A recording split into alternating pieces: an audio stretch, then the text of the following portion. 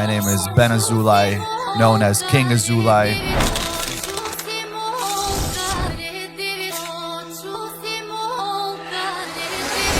No, I'm drifting, catch you slipping, won't be back again. You know what we want in life, we go out there and we get it.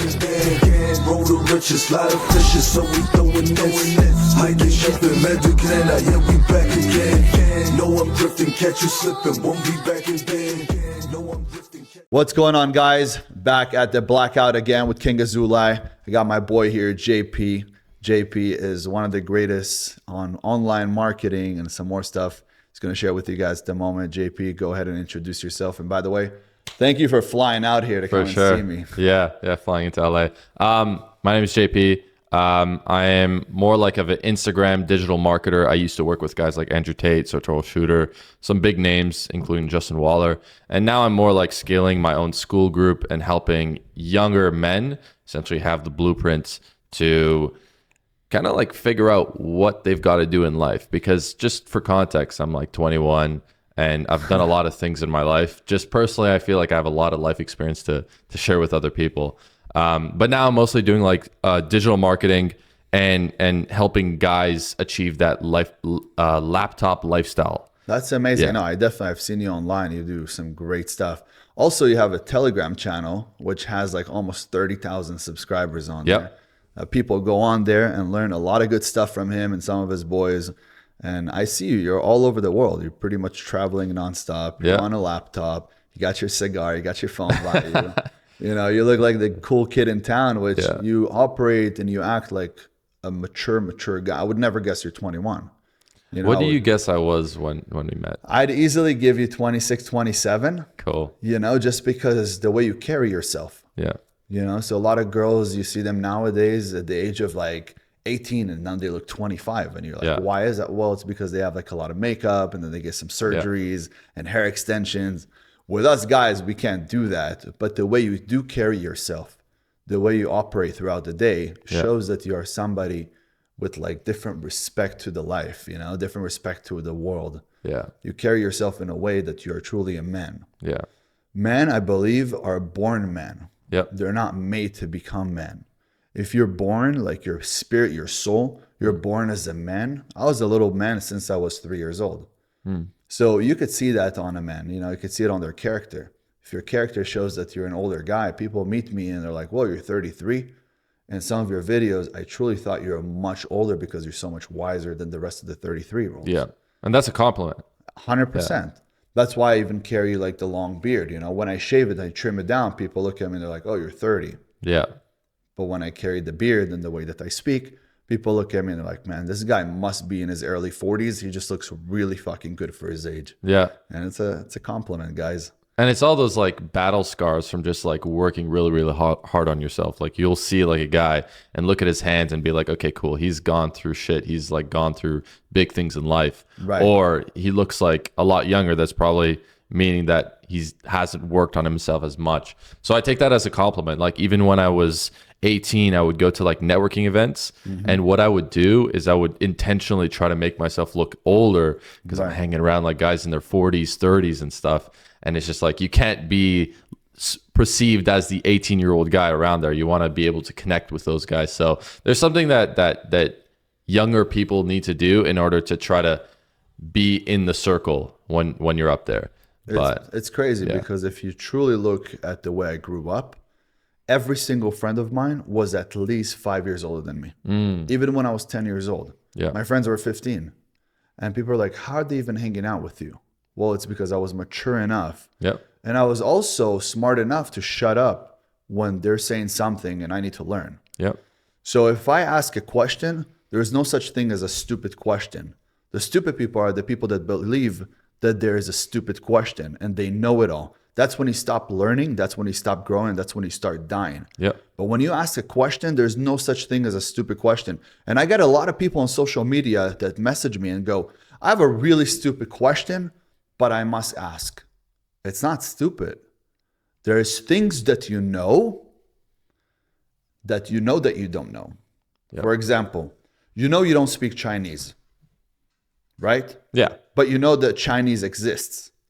But you don't know what you don't know. And that's where different people like me come and enlighten you, right? I enlightened you that there is Chinese and you didn't know that Chinese existed, for an example. But you don't know what you don't know. You only know what you know. That's why it's good to listen to other people. And when you listen, also, don't take it for what it is. If it interests you and this is something that you want to pursue, go and learn about it. Yep. There's a million different professions nowadays. Yep. It's not like it used to be. Back in the day, what did we used to do? This is like farmer, like landscaper, or Exactly. yeah. You know, you were a butcher, you were a farmer, you were a hunter, whatever it is. These were the jobs. Those were the things that we could possibly do as a man. Yep. Nowadays, there's a million different things to do. Yeah. So much that we don't even know it all. Yeah. There's so many different lines of work that I don't even know. That people go to me, oh, I do this and this and this. I'm like, what the fuck is that? Yeah. Oh, this is what it is. You ask the questions, even though it sounds dumb, you still ask them. It's important. He knows about it because that's his field. Yeah. That's not my field. Yeah. And I've realized working, throughout my life and building big businesses, it's the easiest thing to find a bunch of stupid people to work together. It is extremely hard to find a bunch of smart people to work together. Yeah, I agree. Yeah. Because that's when you fall into the hierarchy, right? Yeah. Everybody wants to be at the top. And now you have a bunch of smart people that want to work together. You're a fucking good leader. Yeah. And that I teach that to people. I say, if you actually are a good master, then your student eventually will become better than you. Yeah. If your student doesn't become better than you, that means you're a bad master. And it's horrible because it sucks when you have a dad like me, for example, who didn't like me because I was so smart, although he's extremely smart, but always wanted to pass me or be ahead of me. When I surpassed my dad hated me even more. It took years for him to adjust to it that, hey, my son is better than me. Yeah. I'm proud of him. But he won't say that ever to me. Yeah. Well, when not necessarily just towards your dad, but for anyone in general, I think that's just kind of like arrogance, right? If you see someone passing you and then you're not open to learning from that guy, oh, how did you pass me in life? Or just like trying to figure out what did they do that got them to go so far. If you don't ask questions to that person and you're kind of like bitter to that person, then you're arrogant. Right. And arrogant people, they don't ask questions. They just say, oh, he had some unfair advantage, whatever it is. Right. And these that's are the what people keeps that them lose. behind. Yeah. These are the people that lose in life because these are the people that come out as victims. Yep. They victimize themselves. The biggest problem with these people is that their biggest issue is all in their head. Yeah. It has nothing to do with what's around. Yeah. It's not the weather. It's not the people around them. It's not the circumstances. It's none of that. Yeah. And there's some guys online who have been in prison for like 5, 10, 20 years, came out. Now they're on social media, right? Who's that guy? Big Cali? Cali Muscle. Okay. Cali Muscle was in jail for a very, very long time. Yeah. Came out of jail, got on social media, became extremely famous, became wealthy, drives super nice cars, got married. Now he does a lot of funny stuff on social media, as I've heard. But he plays video games and he gets millions and millions of views just playing video games. And he's a big African-American guy, muscles, juiced up, huge. And the guy just made a shit ton of money just on social media. Although his circumstances, when he was in jail for that many years, he didn't have anything to learn. Yeah. But somehow he did. Right? We don't have those circumstances. We're not stuck in a box. When I was in jail, there was nothing to do. I became the champion of the fucking jail in Sudoku. Yeah. And I was reading like a bunch of books and I was reading the newspaper. Okay. That's what I was doing in jail. Yeah. But I couldn't learn how to program something. There was no computer. I couldn't go on social media and start my own platform. I didn't have a phone. So things like that, where you have these circumstances that you can never grow from there. The people that are at home and they don't want to grow. They have everything. And then I look at a kid like you. You're a kid, bro. You're 21 years old. I wouldn't call myself a kid, but yeah, I'm literally, amazing. It's amazing. Yeah. No. It's literally a compliment because at 21, what do people do? They're just smoking weed, just doing nothing. What are all your friends that grew up? I don't have any more friends that are my age. Like, yeah. Exactly. Yeah. But growing up with these guys, you realize that you outworked them. Yep. You went to a completely different place in life. Yep. Look at you today, traveling all over the US just for podcasts. Yeah. Right? This was last minute, by the way, like just a few days ago. I said, all right, fuck it, let's go. And it's crazy because I wish you had a little bit more time with me, because you're the kind of guy that I would definitely like to spend more time with. Yeah. Because your mind is just in the beginning of flourishing to the next level in life. Uh-huh. Literally, when you're going to be 25, you're going to be that guy that everybody wants to hang out with. Literally everybody. Yep. Because you're going to know it all. Not all, but remember, it's going to seem like you know it all. But the way that I'm going to be able to get as close as possible to that is by listening. And that's when you mentioned silence, that's something that I resound with a lot, because back when I lived in Dubai, I would be around really high status people, even like billionaires. And so what I mentioned for really young guys that are in high status areas or that want to learn and grow in life is that you need to be a master at listening, and you also need to be a master at asking the right questions. Asking the right questions to people that are high up there, because you can learn a lot from them, and also just shut the fuck up when you have to listen, which is super important. Because normally, like when you're speaking and the person in front of you, they know more than you, and you're talking like a bunch about yourself and shit, it's probably because you're arrogant. It's probably because you don't have the skill of listening. So, yeah. Fools are usually recognized when they're speaking. Yep. Fools get recognized when they speak. But the smart people, these are the kind of people that are only recognized by silence. They're the wise ones. They're silent, and at the end of the day, they come up with some kind of shit that changes the world, and everybody speaks about them. Yep. So you have to work in silent. Let the Lambo make the fucking noise, right?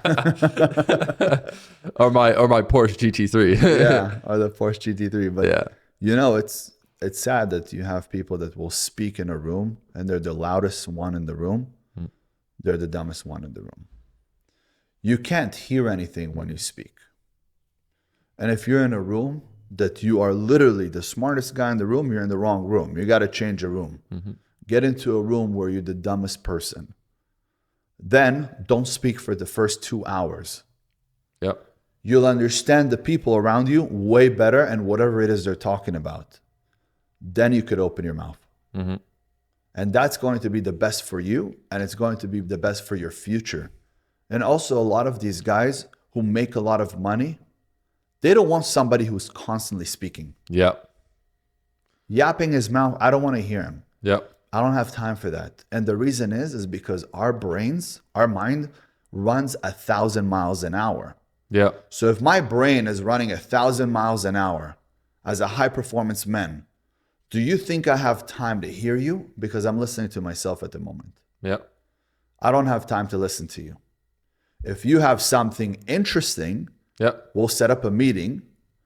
We'll look into it. If it makes money, it makes sense, and we can move forward. But if it doesn't make money, it doesn't make sense for me to listen to you. I don't care if you have a Lambo. I don't care if you have a Bugatti. I don't care if you have $1 billion. Doesn't matter. That it's not mine. Yeah.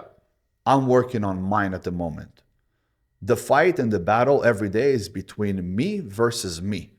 When I wake up in the morning and I wake up late, and I'm talking about if I'm supposed to wake up at 3 and I woke up at 4:30, I'm upset with myself. I hate myself that day. I'm disgusted by myself. You have to get to a point that when you do something in life that is out of your routine, you're actually disgusted by who you are. Yep.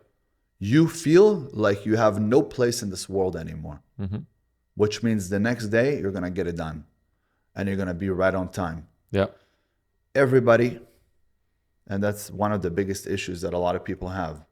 If you tell your friend tomorrow, 9 a.m., I'm going to meet you at the gym, you're going to be at the gym at 9 a.m. just because you don't want to let him down.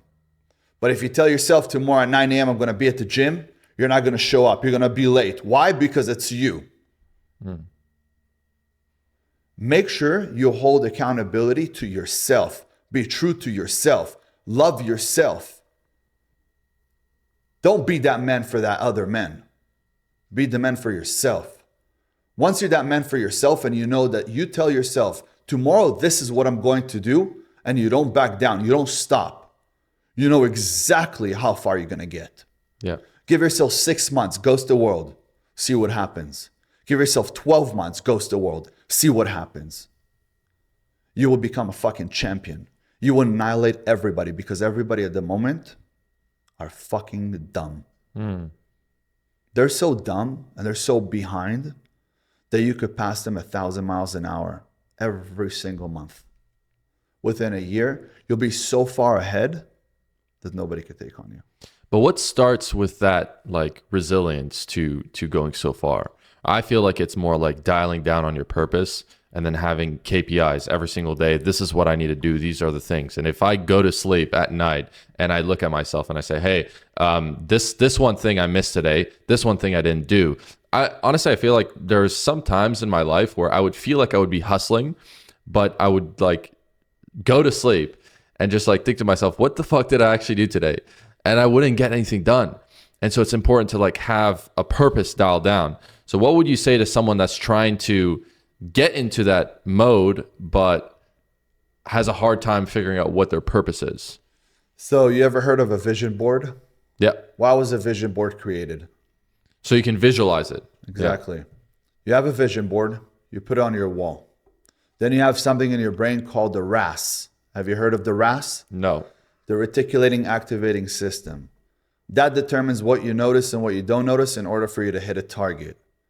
So right now, while you're on the way here in your Uber, if you would look at every tree, every house, every building, you'd go crazy. Yeah. You can't take all that in. So you know you have a target, it's my house, my property.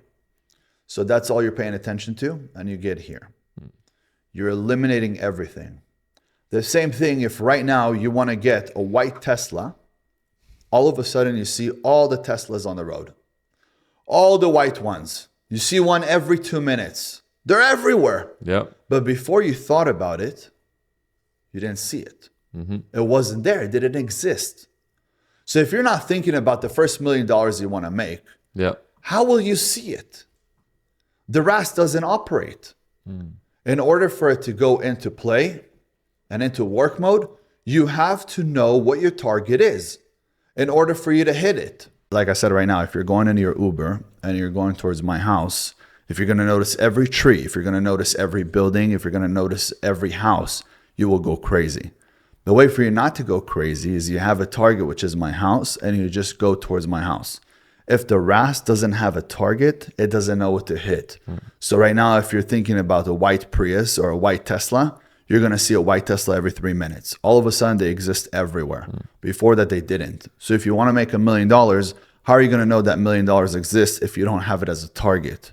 But once you say to yourself, I'm going to make $1 million, you all of a sudden find opportunities. You all of a sudden recognize opportunities everywhere where you're thinking to yourself, oh my God, I didn't know that there was an opportunity to make 100K with this guy. Yeah. In your phone, you have so many contacts. I'm sure that you have over 1,000 contacts in your phone. People never even go through their phone to think, oh, who are those guys that I have in my phone? What's the reason I have them there? Let me check in with them, see what they're doing nowadays. People move forward in life. Yep. All these 1,000 people, each and every one of them could either be your client, could either be a business partner, could be a business associate. You could be doing something with them. They all have issues that they need to be resolved. Of course. So, and they all might be doing something like a business that you might be a part of. You could be a part of, but you're not a part of it because you don't even give the time of day to figure out, hey, what does each person do? What is he doing now? What's his plans? Where is he going? But when you put a target, you will hit it. I can't put for you a target. You have to put it yourself. So if I say, hey, today I'm going to be working on getting my six-pack a little bit more shredded. That's me. That's my target. You need to have your own target. Your target is, hey, I'm going to get a six-pack first. Yep. I'm going to get them that it's visualized, right? That people could see it, that it's visible. If people could see it and it's visible, Now I'll think how I'm going to make them bigger, thicker, more square, more aligned, more dense, more shredded. That's the next goal. Yeah. But you have to have a first goal. People go, I want to have $1 billion. How are you going to get $1 billion? You have to break it down. And that's something that David Blaine actually did. So he went underwater. He holds the world record of holding your breath underwater for the longest amount of time. He was under there for at least like an hour plus. And so how he was able to break it down was essentially, instead of thinking, oh, I have 1 hour to do underwater, he was thinking of every single 20 seconds. 20 seconds done, 20 seconds done, Right. 1 minute done, in small increments. And it's like small wins that you get throughout the way of you doing some huge goal, which is 1 minute underwater. But because you broke it down, you were able to reach that target. Same thing with life. And that's called the law of accumulation. You accumulate little tiny increments of success. Yeah. Once you get to those little tiny increments, they just get bigger and bigger and bigger. Yeah. If you want to become a billionaire, do you have your first 100,000? The first 100,000s are actually the hardest to get. Yep. The first $100,000 is the hardest thing to get. Warren Once Buffett said you that get- actually. Really? Yeah. He's a smart guy. He knows what it takes. Yeah. To make 100K, that takes a lot of fucking time, and that takes a lot of fucking brain and work, and it really is hard. Once you get that first 100K, you become so hungry.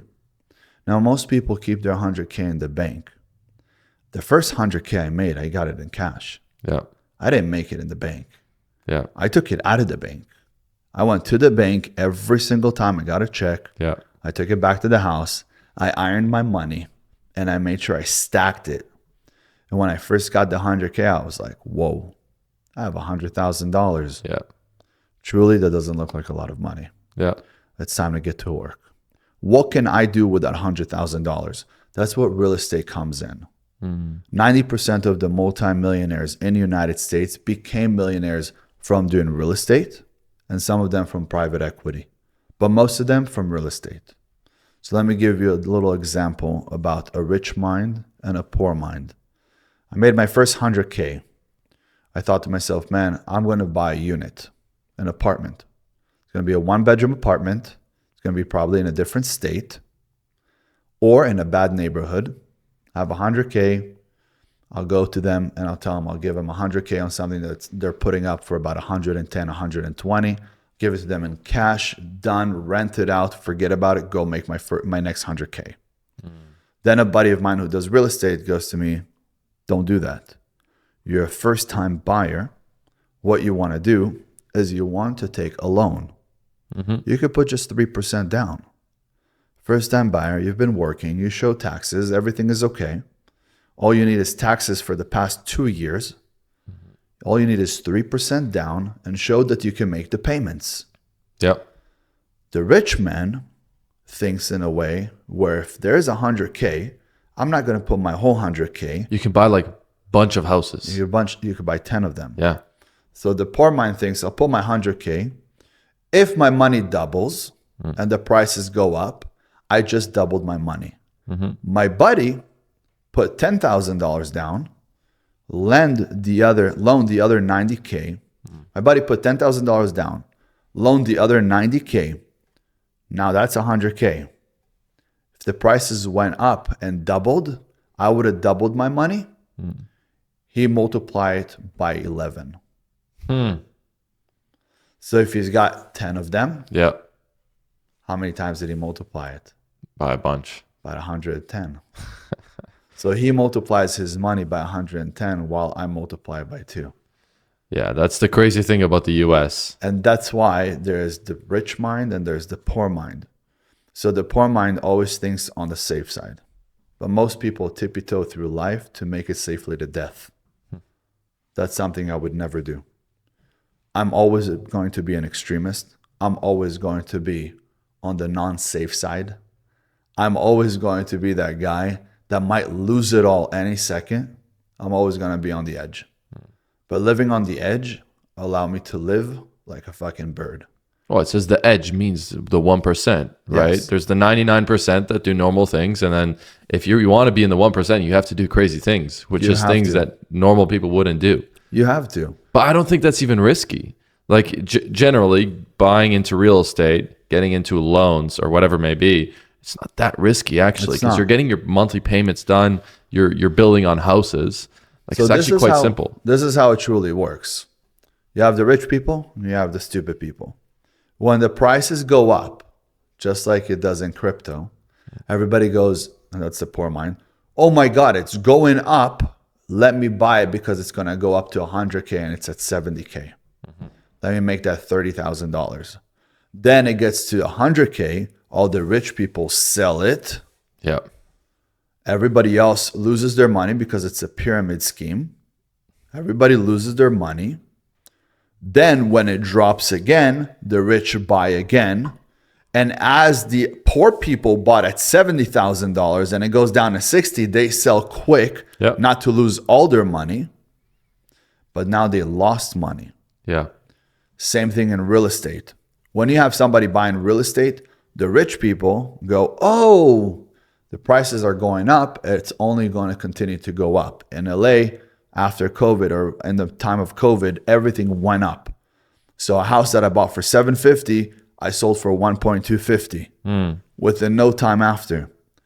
But the interest went down. So they're thinking to themselves, the interest is low. I'm going to be locked for 30 years.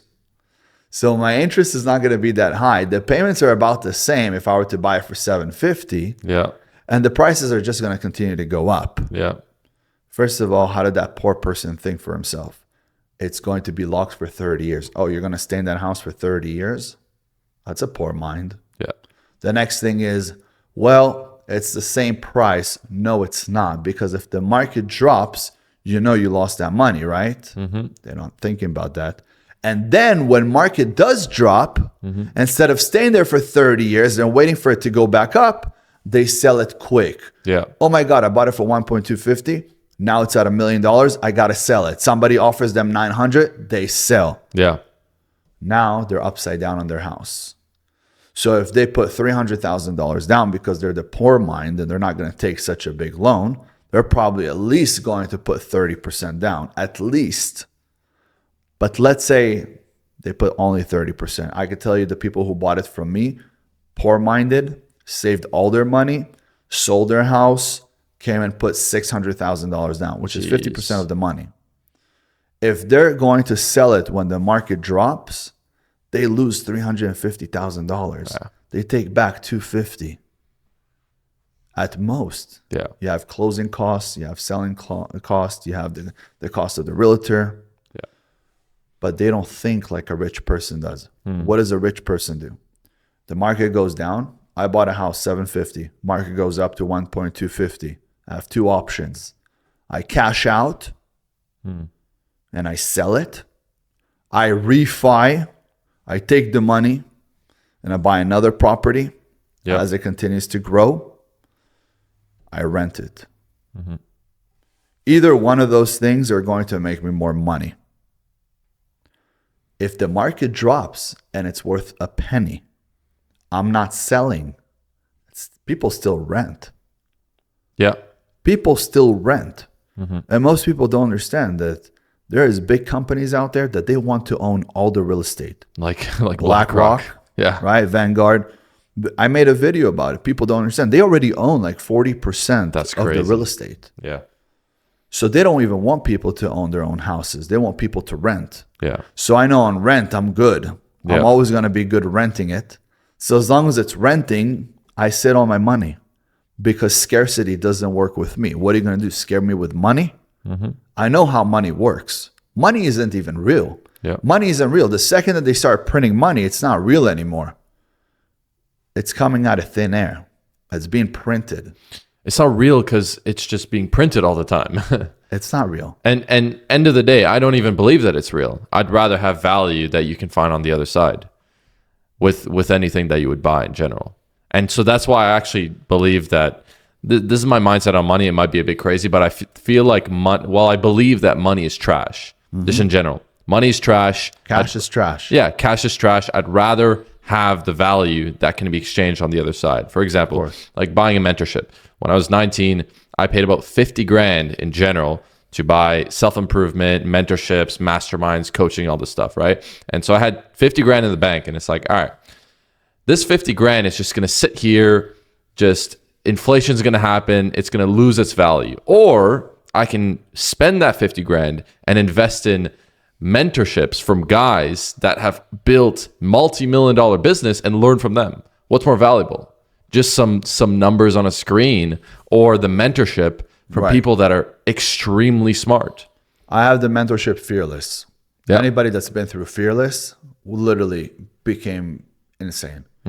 I'm talking about financially, the way he started thinking about money, the way he started thinking about business. He no longer wants to be an employee. He wants to become an entrepreneur. He's becoming one.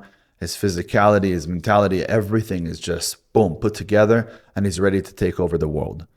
I feel like Superman in any aspect of life. Anything that I do, I feel like Superman. If I want to buy something, I could buy it. If I want to do something, I could do it. If I want to go somewhere, if I want to hike, most people can't even hike anymore. Why? Because they're too overweight. They're fat. They don't have the capacity that I have and lungs, air in the lungs to go and go for a big hike. They wouldn't be able to enjoy the mountains over here. Exactly. We're full of mountains in California. Yeah. People here hike, but a lot of people can't. Why? Because they're overweight, because their cardiovascularity sucks. They don't have the muscles that I have and the endurance that I have. I have it all.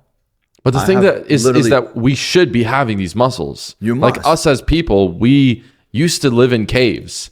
We used to need to travel kilometers and kilometers to go and hunt a lion, go and hunt some kind of zebra or whatever it is. But now we're just so incompetent. What about sending a message to your buddy? Back in the day, you would ride a horse for a few days. You know, you would run for a few days.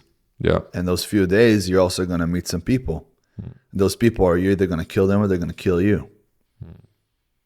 So there was so much more danger in the world, but the world became weak. It became soft. It became easy. People are not using their bodies anymore. They're sitting at a desk. They have backaches at the age of 20.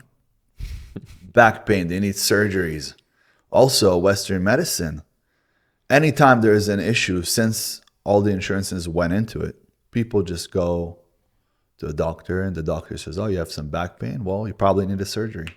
Yeah. Boom, go into surgery. Now you screwed yourself up for the rest of your life. Yeah. I got one surgery and it was on my shoulder. My other shoulder needed a surgery and I said, no way. I fixed it all on my own.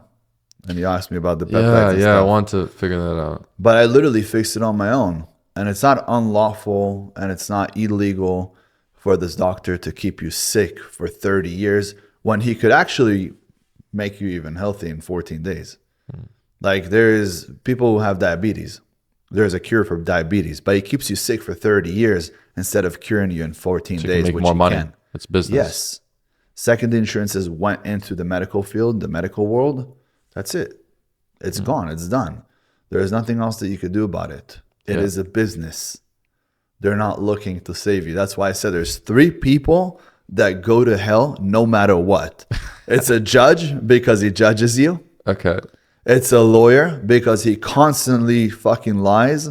And it's a doctor because he determines if you become healthy or stay sick. These are the 3 people that go to hell. And people on social media love that video. It got millions and millions and millions of views. But it's the truth. Think about it. A judge sits in front of you. He judges you. Isn't everything supposed to happen for a reason? Yeah. If someone killed somebody, wasn't that God's plan? Didn't God send that person? So as Jewish people, we truly believe that it was God's plan. So when we believe it's God's plan, what do? We let just God do his thing, right? Yeah. So it was like a big kind of like argument in Israel in the beginning of time of Israel, where people were like, hey, how can you judge that person? Right? The religious people say everything happens for a reason. So right now there was a guy, his wife and his 2 daughters were gunned down by a terrorist, killed, completely dead. That's it. His whole family is gone. He sits there and I don't even know how he speaks, but he goes, this is what God wanted for me. This is exactly the path that I'm going to take. And I'm going to help other men who have lost either a child or a significant other to become stronger and understand that you will meet them on the other side. and they're with God right now. To have such a strong mind and strong belief that everything truly happens for a reason, that is very, very powerful. Yeah. Because at the end of the day, we're not going to make it out alive anyways.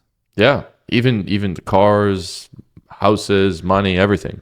Everything goes. Right. And that's why you want to look for impact versus just necessarily taking from others. You want to look to help other people versus just like doing business and going through life and that's it. I actually think that it's quite arrogant for someone to go selfishly through life and not go and build a business, because a business is essentially a way of bringing impact to other people, right? Of course. Providing value to other people. Of course, when I had 500 employees, I knew that I was taking care of 500 families. That's crazy. Right? You have 500 employees, you're feeding 500 families, and now they all count on you. Yeah. You wake up in the morning, you don't wake up for yourself. You wake up for them. Their significant other, their kids, grandparents.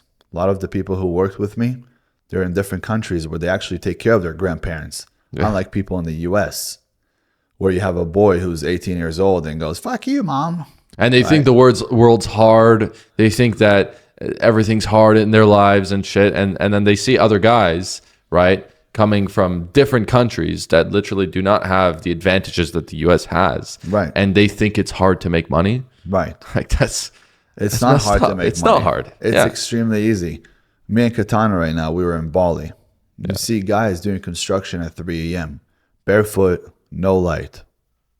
Doing construction. Yeah. What the fuck? Sleeping at the construction site, not taking showers, eating noodles, eating leaves. That's hard labor. Yeah. When you have a computer and you have a phone and you have a house and you have parents and you have brothers and sisters, and you're telling me you can't make it in life because life sucks? Life doesn't suck. You suck. Life is perfect.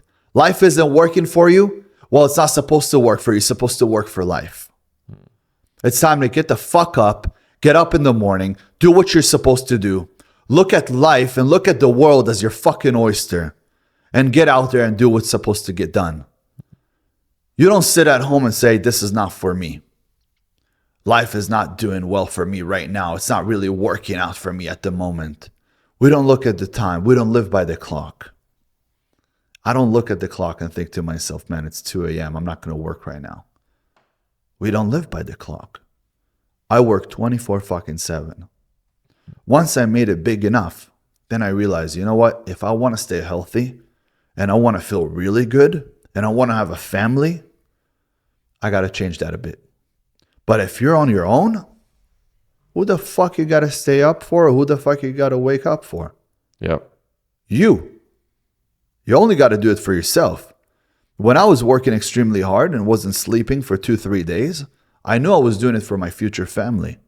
Yeah. I still don't have a family, but I still work extremely hard and I have everything that I need in order to take care of a family.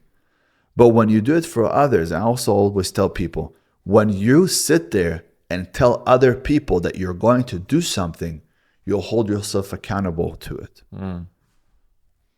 If I go on social media and I tell everybody within 30 days I'm going to fucking be 4% body fat, then You I'm have going to do it. You have to do it because these people on social media who you don't even fucking know, Yeah. they're going to look at you and think that you suck. Yeah. Well, it's good Right? too. It's good that they Right? tell you suck. Yes. Yeah.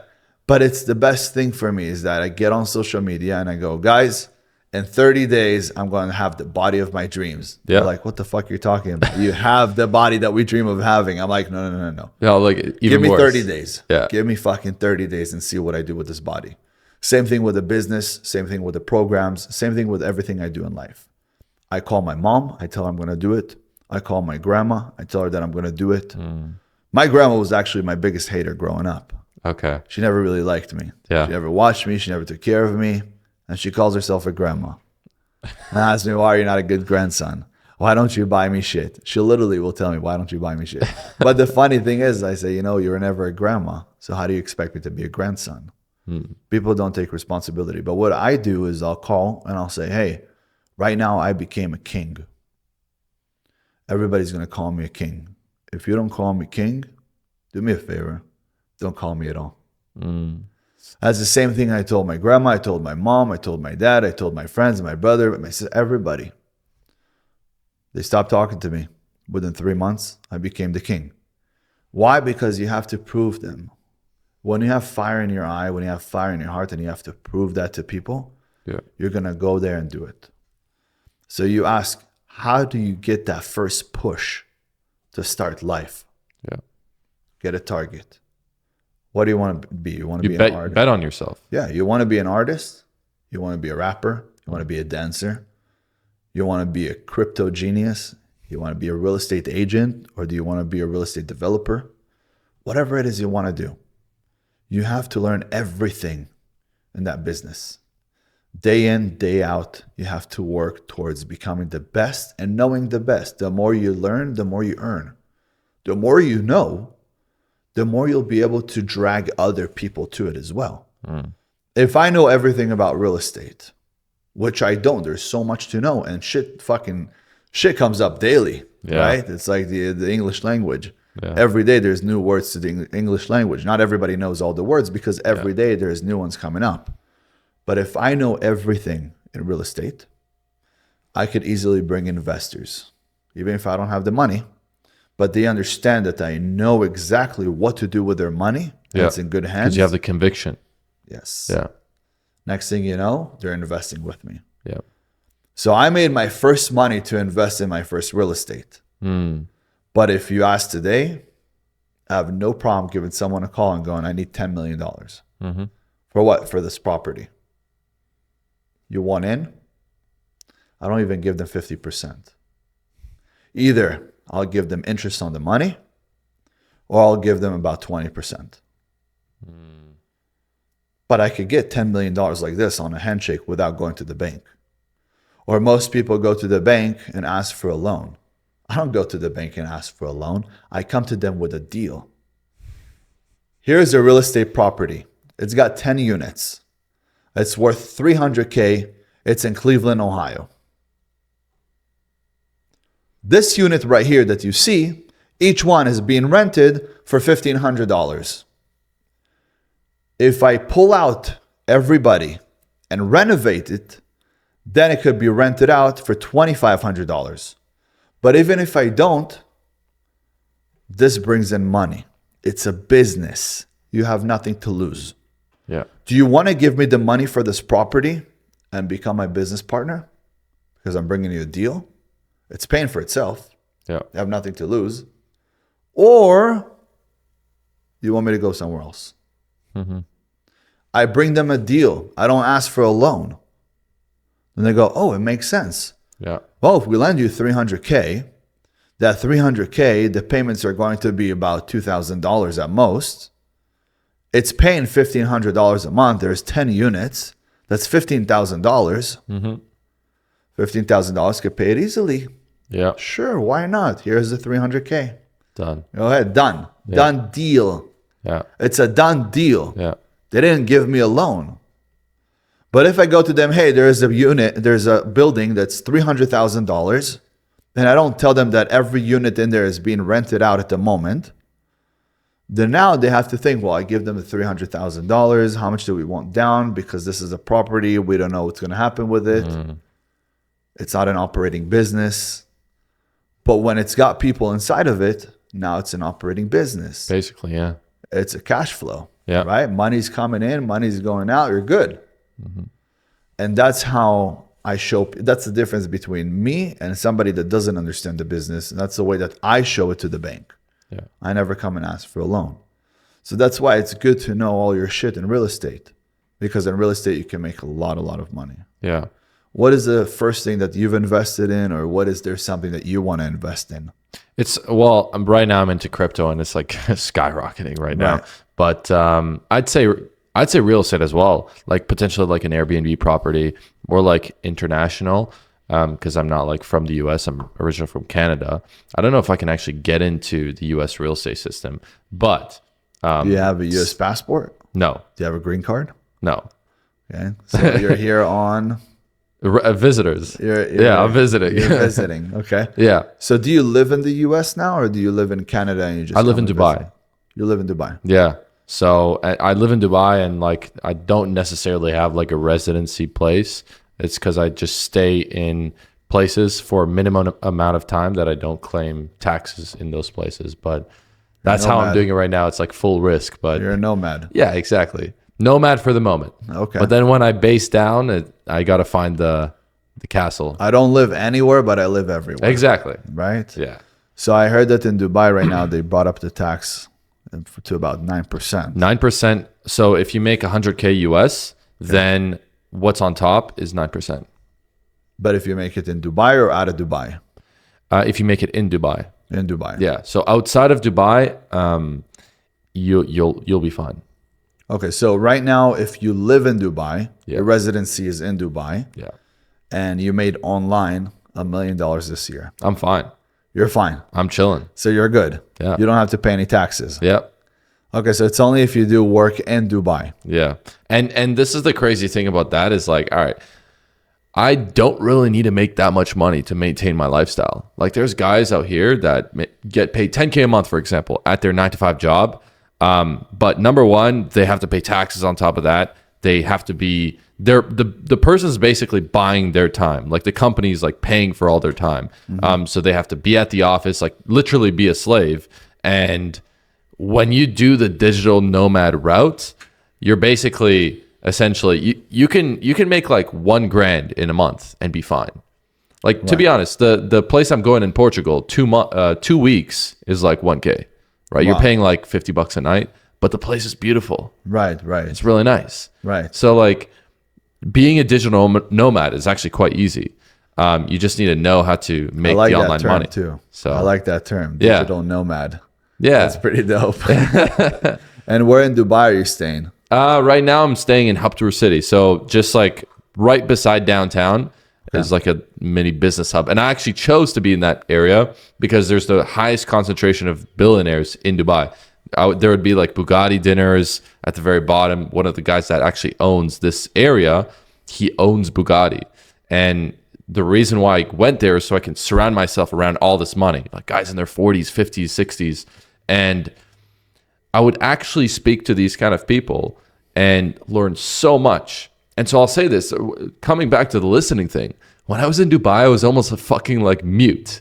I was like mute. I wasn't even saying anything. Like asking questions, listening, asking questions, listening. That's it.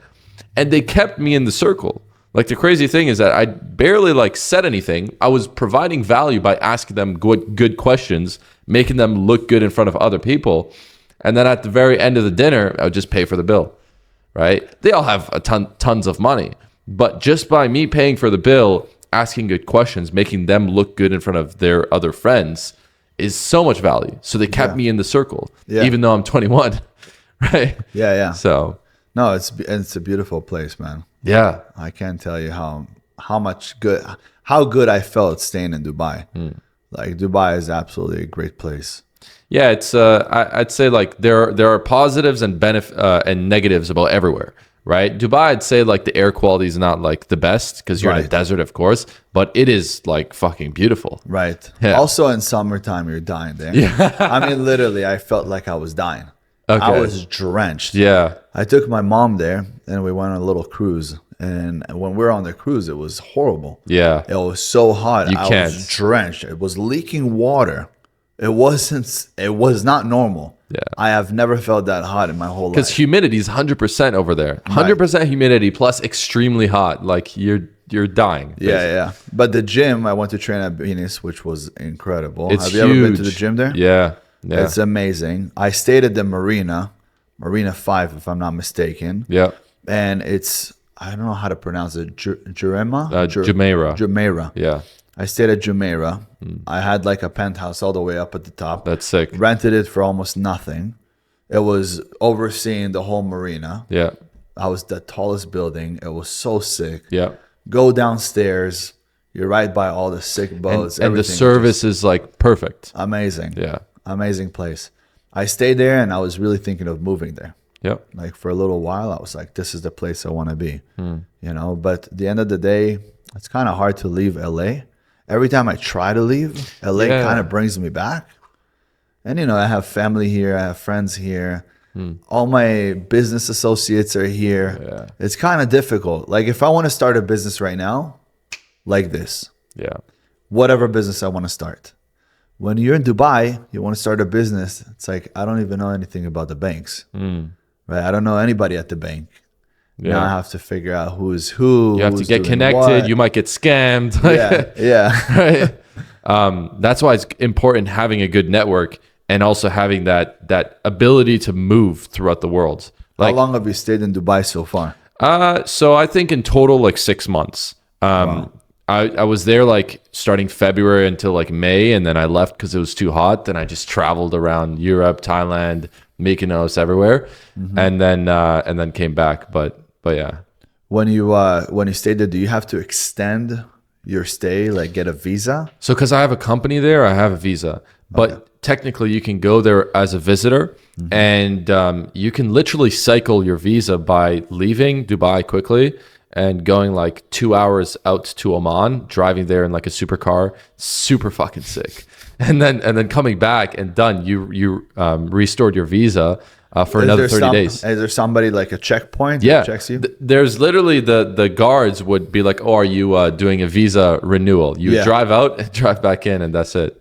That's amazing. But the roads are insane. Like I've gone to about 2 supercar rallies in Dubai, and like I've never seen this before in my life. It feels like surreal. But back in October, I went on a 35-person supercar rally. I was the youngest guy over there, of course. I was the only guy with the Aston Martin. Yeah. And number one, you're connected with all these multimillionaires. You just rent them, right? Yeah, we all rented them. Well, some of them actually own the cars. What does it cost for an Aston Martin?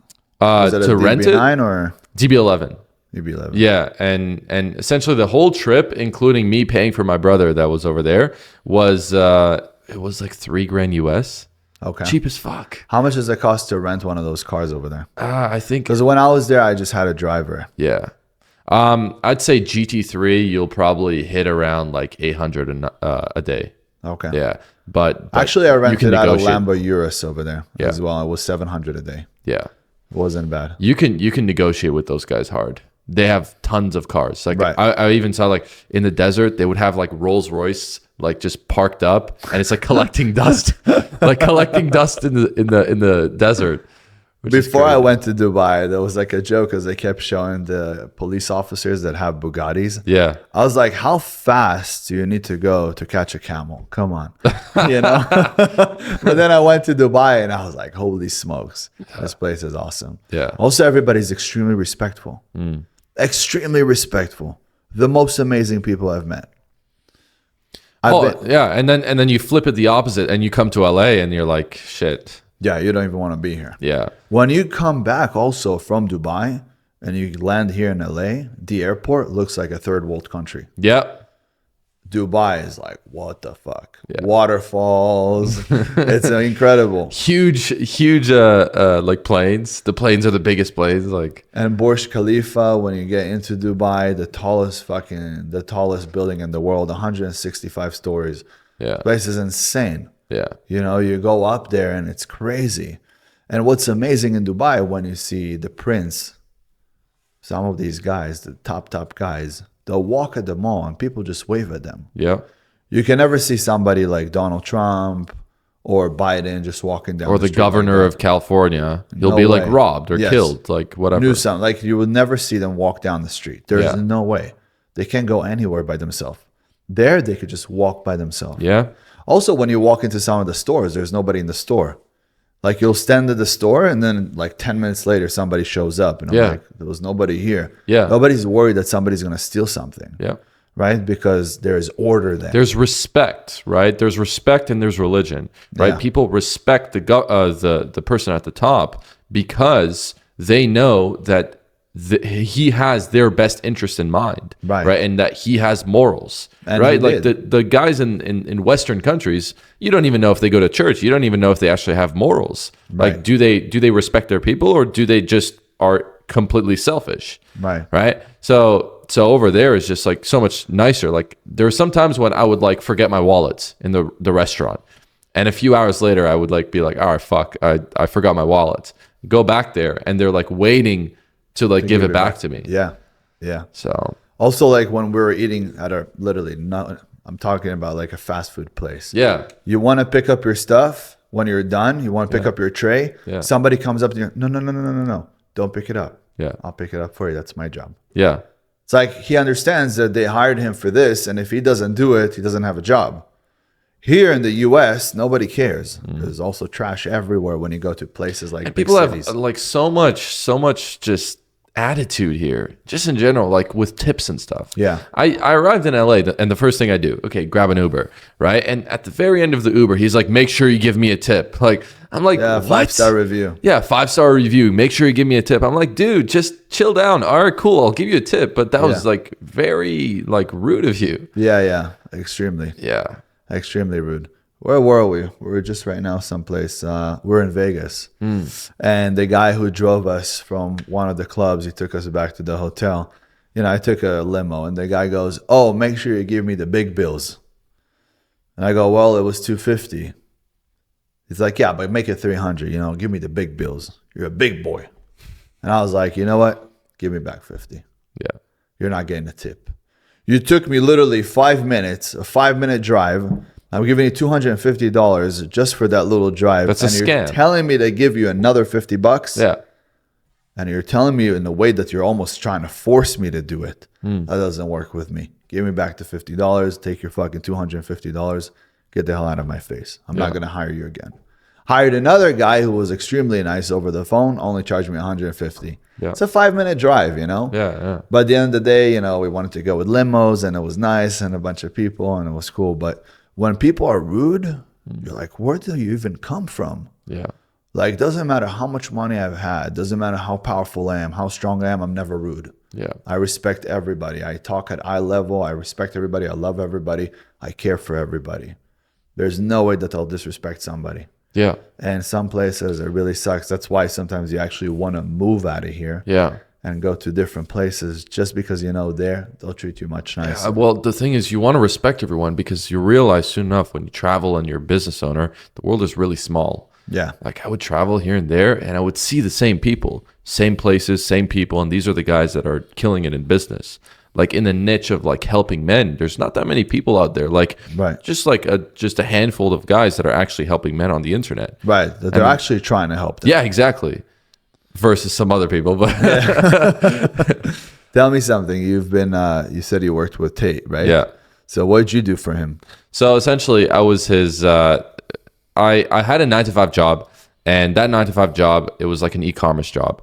I helped them essentially scale their business. And so at that point, 6 months in, I felt like a robot, right? So then I ended up spending that 50 grand on mentorships, masterminds, everything. And I was able to connect with Tate.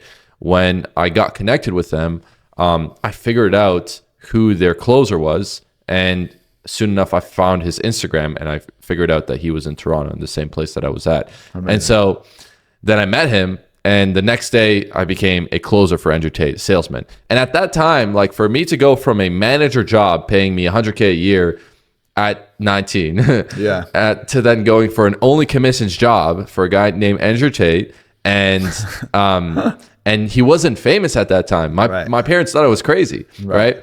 So I went from that to only commissions. The first month I made $500, but then the second month, then I made my first 10K and then kept going from there. But within 2 months, I became the best salesman under Andrew Tate's whole entire thing, and as a salesman. And then what were you selling for him? The War Room, the Real World, those high ticket products. So people just like sending a message. Yeah, on Instagram or on Twitter or on his website. I was the guy like working 16 hours a day. Like my fingers would fucking hurt every single end of the day. I would wake up, my fingers were like sore, and I would go back to work, which is cool. Well, hey, you made 10K a month. Yeah. And so how I found that well, then Did you ever work with him in person or just? I lived with him for like about 2 weeks, once in Dubai, once in Romania. Yeah. So many experiences, bro. Honestly, so many experiences. As a young guy going through all that shit, like, holy fuck, like, I've lived a lot. Traveled a lot, started traveling, was able to leave Canada, went to the US, then went to Spain, Romania, Portugal, all these different places, whilst having that laptop lifestyle. just selling all the time on the phone. And as somebody has been personally next to him, Yep. right, and lived with him for a week here, a week there, obviously you could see a lot, especially since you worked under him. Yeah. I feel, and I could see right through him, that he's a nice guy. And a lot of the things that he does on social media was obviously for marketing, and he's a genius in marketing. But a lot of people on social media don't feel that way. I feel like a lot of the things that he says is only for marketing. But if you sit down with him one-on-one, you see a very nice individual. Yeah. Am I correct or not? So what thing? Yeah, you are correct. He's a really nice guy, honestly. Like he's very cool. And also complete respect, because to become the most famous man on earth, you actually have to get a lot of work done. You can't just say a bunch of bullshit online and expect to become the most famous guy on the internet. Right. You have to do a lot of stuff before. But number one thing that I look for influencers, or just people in general, they talk online. I look for congruency. When I then meet them in real life and they say, oh, I'm a top G, I'm doing this, I'm doing that, I've got muscles, everything. Right. And then you meet them in real life and they don't actually have that life, then that's what gets me to think, all right, maybe he's bullshitting. Maybe he's just trying to do this to make money, or maybe what he's saying is not correct. All right, so now I'm going to put you on the spot. What do you feel meeting me? Yeah, 100%. You have your own place, you've got the muscles, everything. So This is a rental property. No, I rent this out. I don't live here. yeah, well, that's respect. My other place I live in. Yeah. But I only bring to my personal home, I only bring people that are really close to me.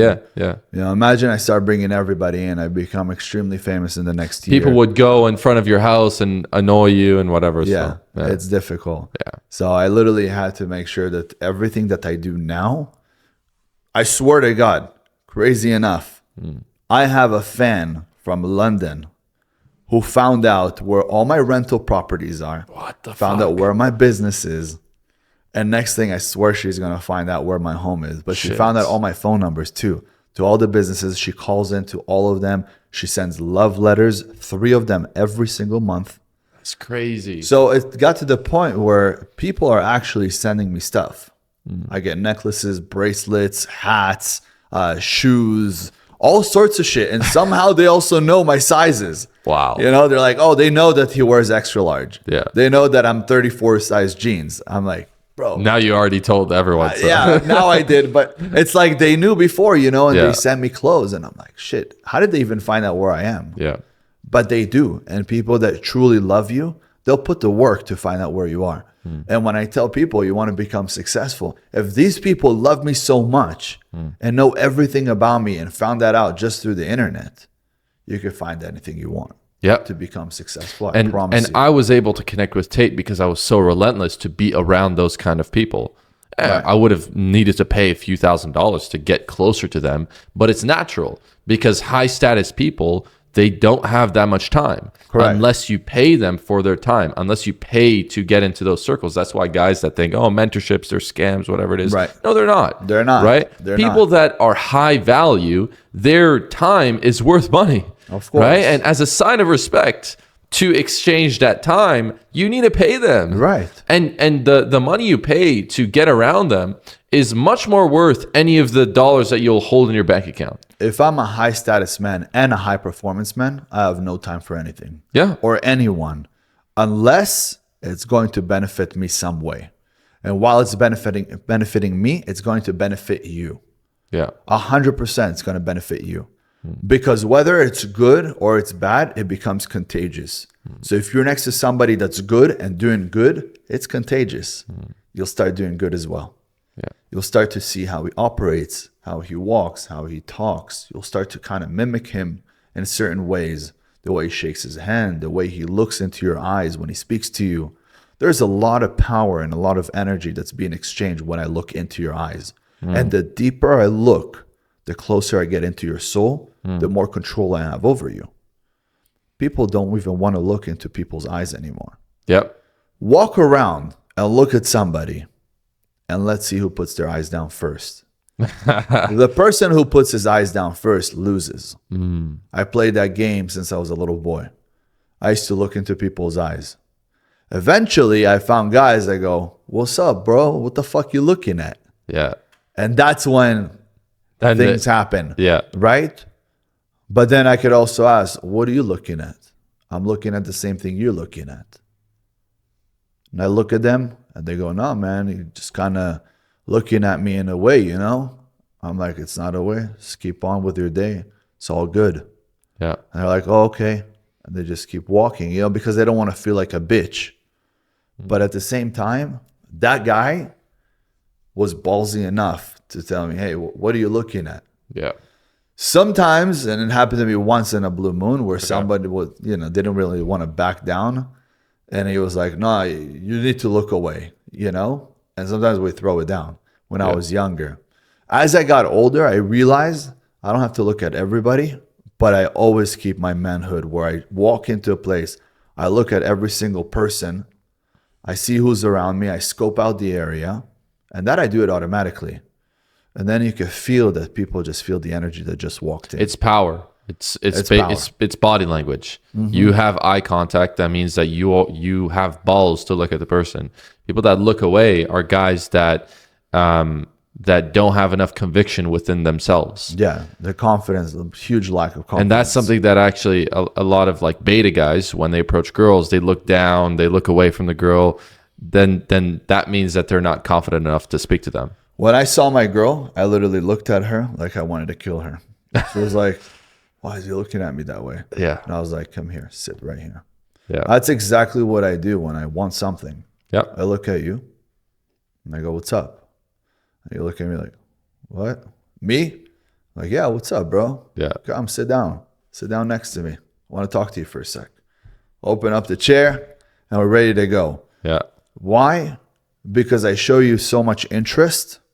And when you get that feeling of fear in the beginning, and then you realize I'm actually a nice guy, you get close. Yeah.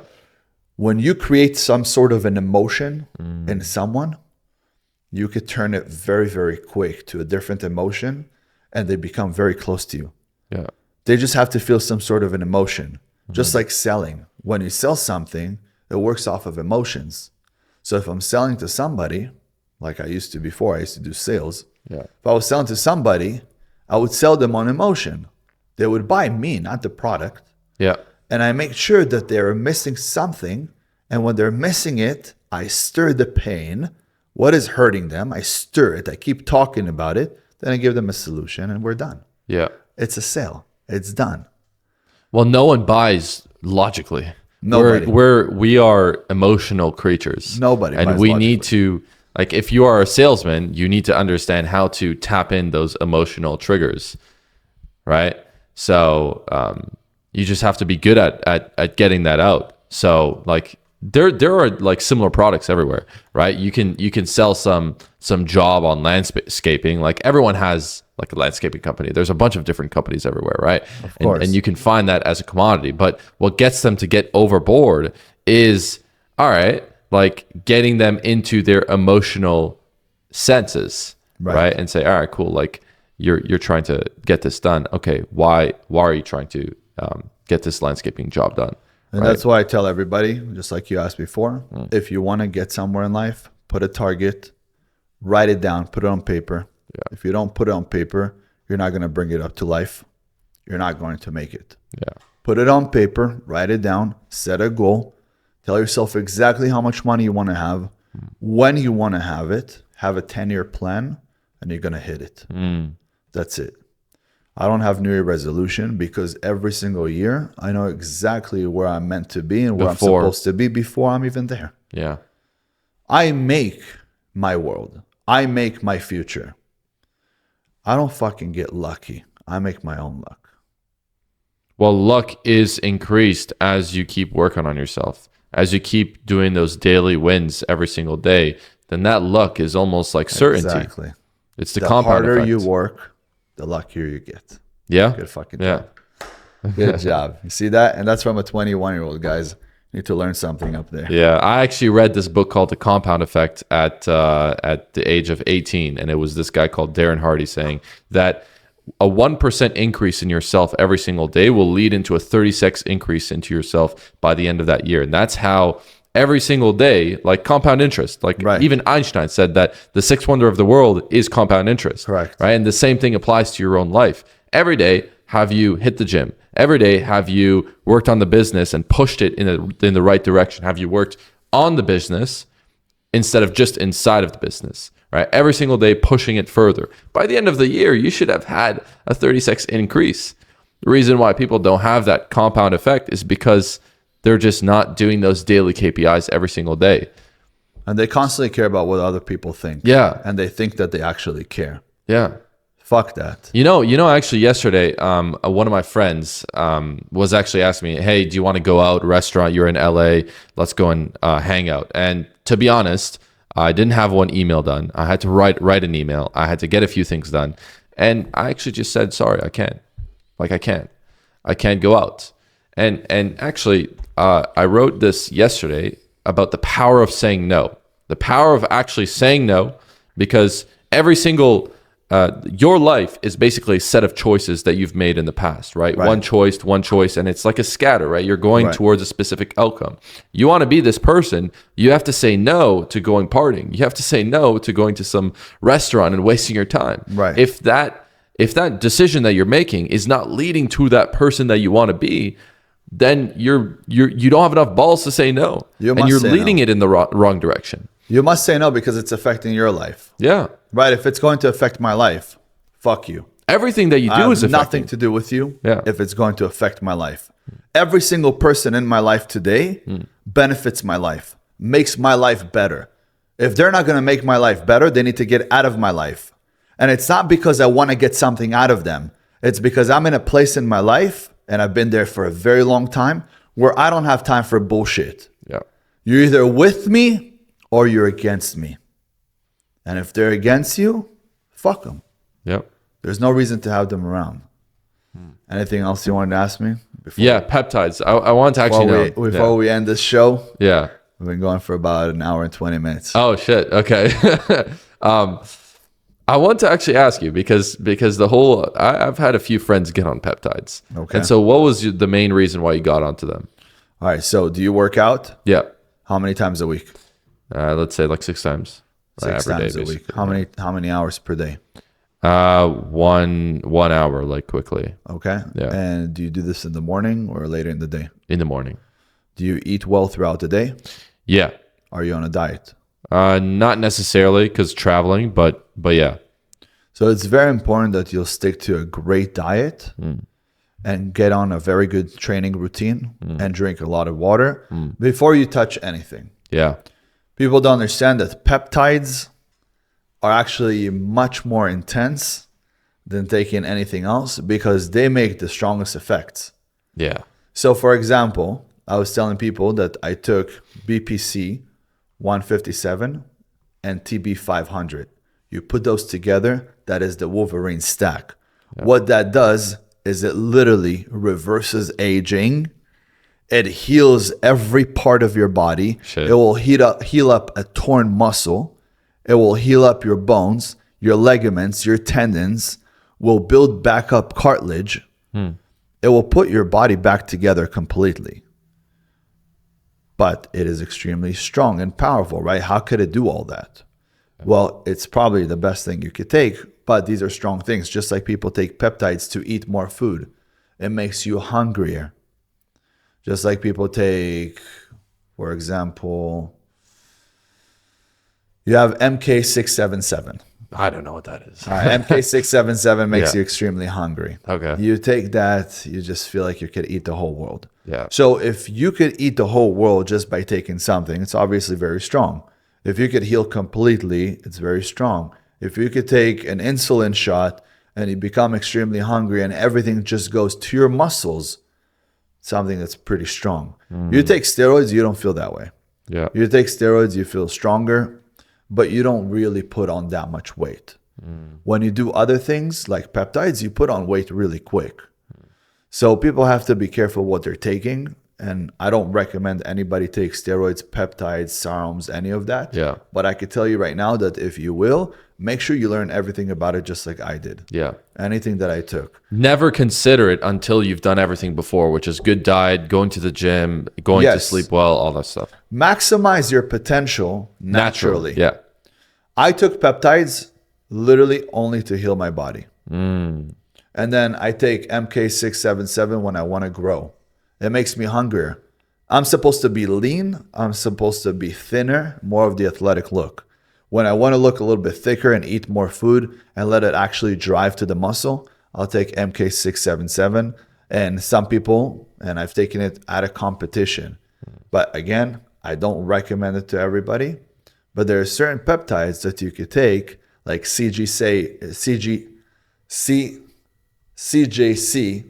which will CJC 292, which will pretty much get you to grow. Yeah. And there's some other ones that could get you to grow. Okay. And there's many of them. But if you actually take these peptides, they make you grow. People take insulin, they grow from insulin very quick. But if you take steroids, you don't really grow that fast. Yeah. And for me, somebody who has a very high testosterone, I can tell you, I took steroids when I competed. I did a few competitions. I took steroids for the competitions. Yeah. But it was mainly to keep the weight on me, not to lose so much weight because you're constantly dieting down. Yeah. So you're dieting, and you're taking down the amount of food that you're eating. So to kind of keep the muscles fuller, you take steroids, and it also keeps you going. Yeah. You have more energy when you take them. But for testosterone, my testosterone levels are extremely high. I don't need to take them on a regular basis. But people who will constantly take it, then eventually you can't live without them. Yeah. But steroids, there's a bunch of different types of steroids. There's the base, which is testosterone. Yeah. And there's different testosterone. There's testosterone propionate, testosterone enanthate, there's cypionate, there's cestanol. There's different types of tests. Then on top of that, there's things to cut or to grow. Yeah. Some people jump in and go, yeah, I'm going to take Debo. Debo was a pill that was invented for the Nazi Germany to literally be able to kill Jews. What the fuck? It makes you crazy. So if you take Debo, you just want to kill everybody. Shit. You become extremely strong. Yeah. So like you asked me about when should somebody be training, when should they be taking peptides. I recommend that if you do anything, you make sure that you eat extremely well for at least a year. Train once a day for an hour and a half every single day, 7 days a week. Pull your body to the extreme. See what you could get out of your body. See how lean you could get, see how big you could get, see how strong you could get, see how fast you could get. Once you get there, then you could start thinking, should I use something? But are you going to use it to become Mr. Olympia? Are you going to use it to compete? Or are you going to use it only because you want to look a little bit better? If you want to look a little bit better, just keep dieting, keep training hard, keep doing what you're doing. Yeah. On the other hand, if you do end up somehow hurting yourself, using peptides is what helped me. I'm not recommending to do it, but it helped me very much. Yeah. It healed me up completely. And that's the stack that I told you, which was the Wolverine stack. Yeah. The Wolverine stack healed me up completely. I didn't need to get a surgery and all that BS. I get my sugar level drop at about an hour and a half and I'm done. Yeah. At that point in time, I need to eat. Yeah. So for me, I eat every 2 hours. Cool. After an hour and a half of podcast. Last time I ate was like almost 3 hours ago. Jeez. But if you are going to use peptides, make sure you learn everything about them. Same thing with steroids, same thing with SARMs, any of those things, insulin. You want to make sure you learn everything about it because it will harm your body. At some point in time, you'll come to understanding that when you're using all of these, you're actually harming your body. Shit. Because your body could only take so much. But if you train, you'll constantly feel better and better. If you'll eat good and you drink a ton of water, you'll feel good. And if you could fast once or twice a year, I fast for 7 days. Only do water. Only drink water, and if you can, coconut water. You fast for 7 days, you'll literally go into a stage after 48 hours called hormesis, which is reverses aging, and you literally start to heal up your body completely. But after those 48 hours, you go into different stages where your body will reprogram itself and rebuild itself.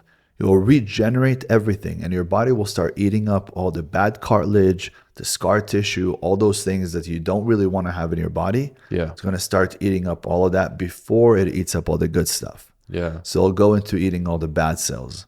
So I do that once a year, and when you do that, you feel incredible. How long is that fast? Like 7 days? 7 days. Wow. Yeah. That's crazy. 7 days, what you want to do is just stay on a coconut water fast. Yeah. What I do is I take real coconut, I throw them in the freezer 2 hours before I'm going to drink them. I do about 3 or 4 of them each time. Then I pull them out and I start drinking them throughout the day. Yeah. Freezing cold. Yeah. It's also like a huge cleanse. Yeah. Yeah. So everything together. It reprograms the body and everything. Yeah. If you actually do these things, you'll feel much better. Yeah. Sick.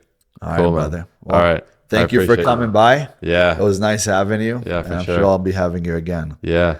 Cool, All right, man. brother. All right. Awesome. Cheers. All right, guys, we're done. Let's go. Yeah.